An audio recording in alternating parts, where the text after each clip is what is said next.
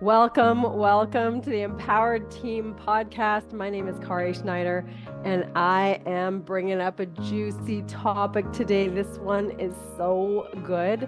These tools that I'm about to give you are literally going to change every conversation. You should not, cannot, I request that you never go into a conversation without these tools. These tools are so powerful.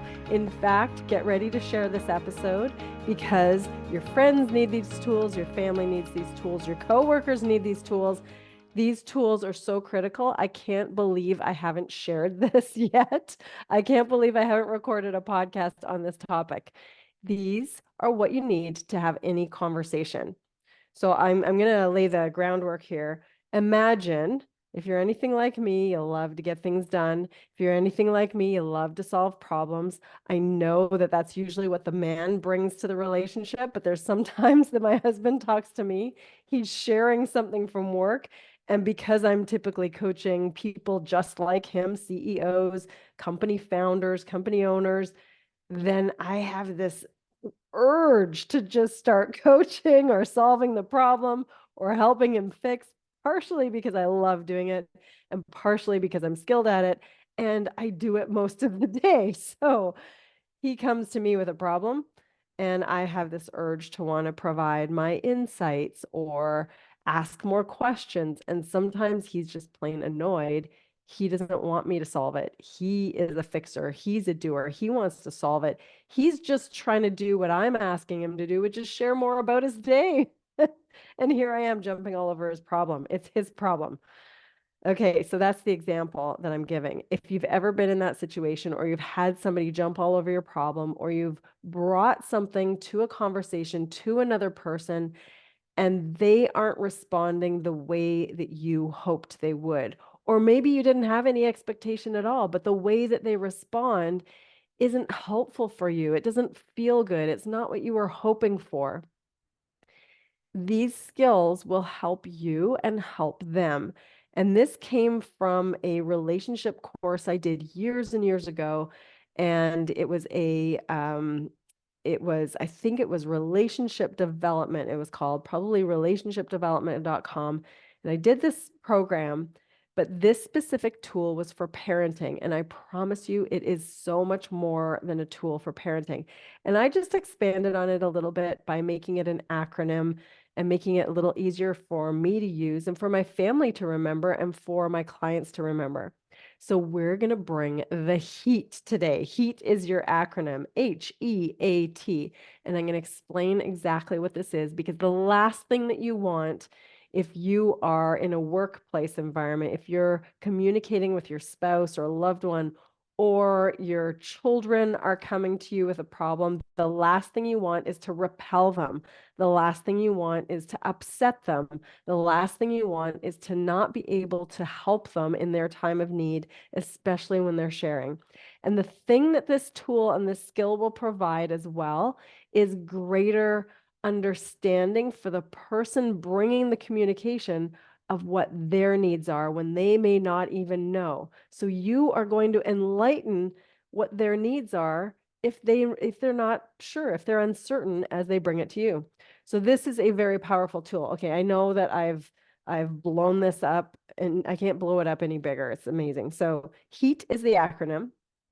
And what you're going to do is when you are in a situation, someone brings something to you and you are going to decide whether you're going to do number 1, the H, the 2, the E, 3, the A, or 4, the T. Is it a 1, 2, 3, 4 problem or HEAT?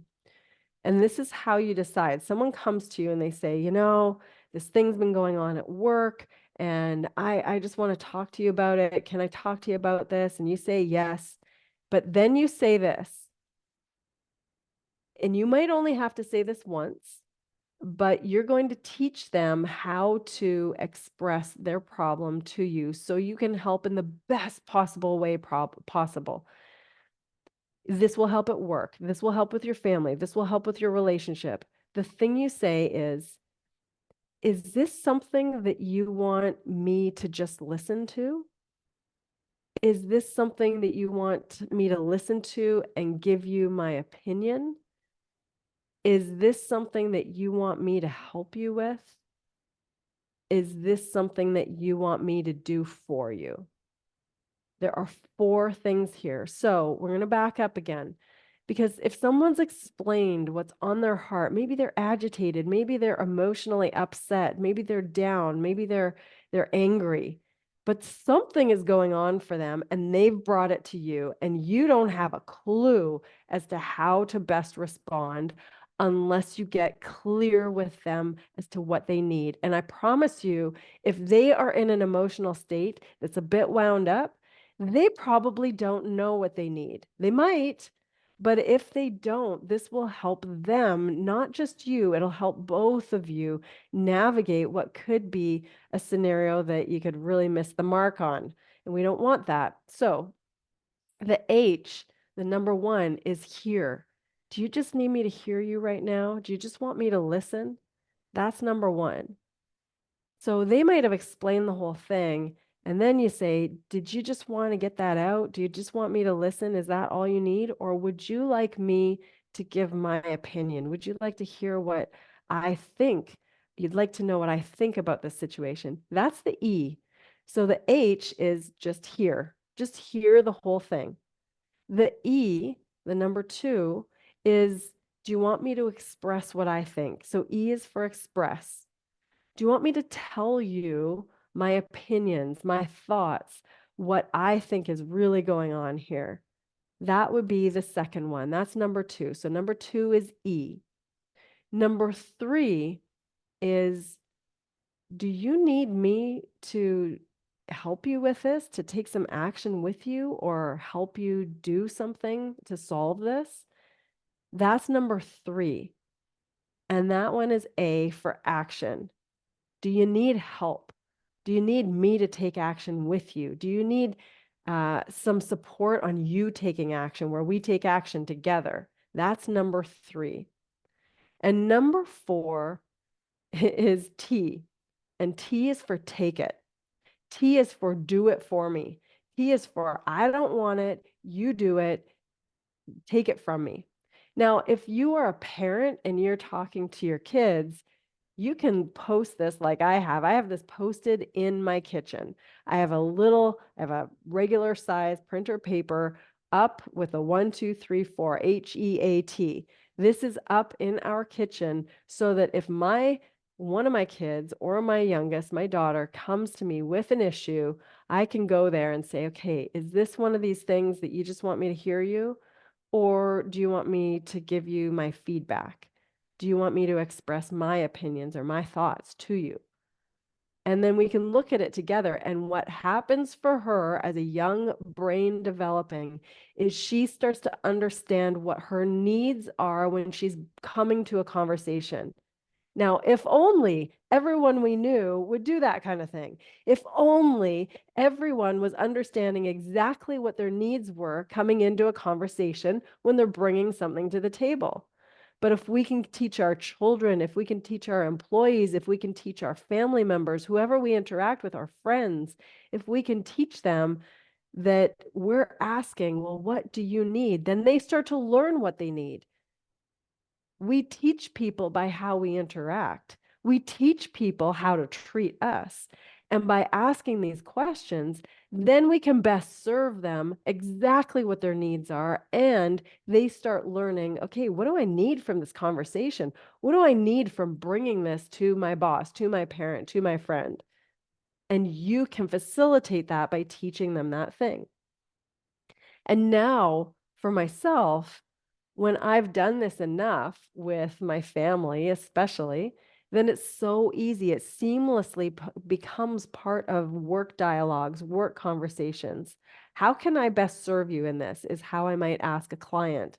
Do you need me to just listen, or do you want me to give my thoughts or my feedback? I'll ask for what they think they need because they're getting more and more in touch with how to fulfill their own needs. That's a mark of leadership. That's a mark of self-mastery, a mark of knowing yourself. So now, when I'm speaking to the CEO of a company, when I'm speaking to someone who's leading many, many people and trying to start a movement, when I'm speaking to someone whose voice really impacts other people and all they want to do is serve, when they can understand what their needs are more, then they're less likely to deplete themselves. They're less likely to just bend over backwards for everyone else and never fulfill on their own needs. So the more you communicate this way, the more you're giving the gift of helping other people understand their own needs when you, in the conversation, say, do you just need me to listen right now? Or would you like me to express my thoughts on this? Do you need some help on this? Do you want me to take some action and take some action with you? Or do you need me to take this from you completely because this is too much? Do you want me to just do it for you? And when you're speaking in those terms, that 1, 2, 3, 4, the H, hear, the E, express, the A, action, the T, take it from me. When you express in those ways, you are serving yourself so that you can best serve the person you're with. You are serving them so they can understand their own needs. And your communication, if you're seeing this on video, I got my fingers interlinked, the communication is at such a high level. It's not this upset and figuring things out and missing the mark and trying to fix it for them when they don't want that. You literally are finding out exactly what they want and giving it to them, no more, no less. And that would be my final point of advice, is quite literally, do not go beyond what they have asked for. Don't assume that this is what they need and you're just going to give it to them. Do not go beyond what they have asked for. Let them consider it and contemplate for themselves what their needs really are, because you've given them the gift of becoming aware of what their needs are. And once they tell you, you have just earned their trust.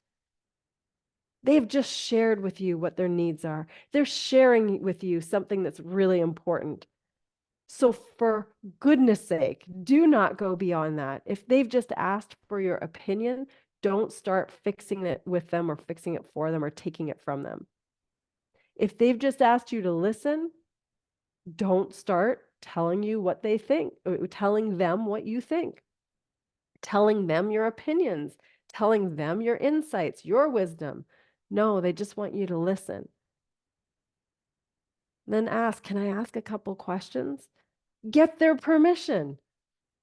You're building trust in this conversation.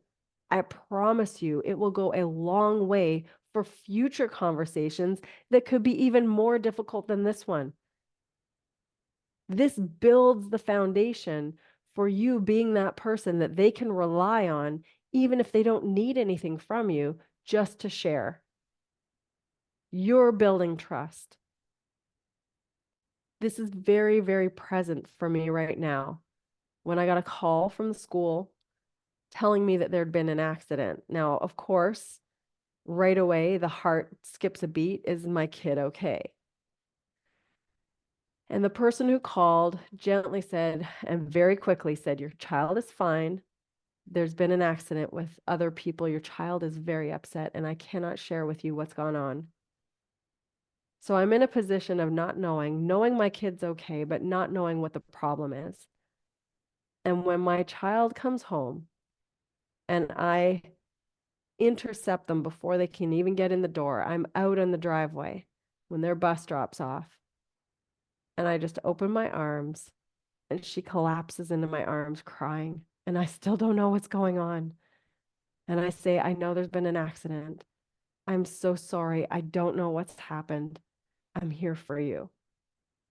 And because we've used this tool multiple times, she knows that I'm not going to overstep boundaries. I'm going to listen to her and just say, what do you need? Tell me what's going on. I've got you. She says, oh, I'm going to tell you, Mom. And she tells me, and there was an awful accident and there was a death, and it was really not good for her or for us. It was so sad. There were a lot of tears. But because of practices like this,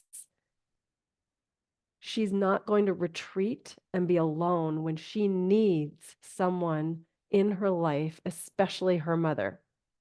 So I can show up for her, and there is trust and there is bonding because we've used a tool like this multiple times.